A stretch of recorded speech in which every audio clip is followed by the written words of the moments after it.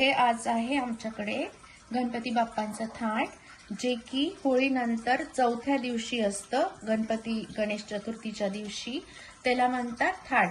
तर त्याच्यामध्ये आपण पहिले 5 पानं घेतले विड्याचे, त्याच्यावरती आपली कुलस्वामिनीचा फोटो, गणपती बाप्पांची मूर्ती आणि त्याच्यानंतर हे 4 पानांवर आपण पहिले हे चाणकं ठेवलं. त्याच्यानंतर 3 3 3 आणि या चौथ्या पानावर 2 असे पुरणपोळ्या रचून घेतल्या.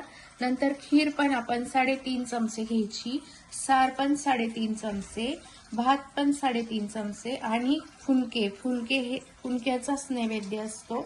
आणि खोबऱ्याच्या वाटीमध्ये भात आणि तुपाची वात अशी लावायची आणि छान आपण ही थाटाची आरती तयार करायची. अशा पद्धतीने आम्ही हे थाट आज करणार आहोत.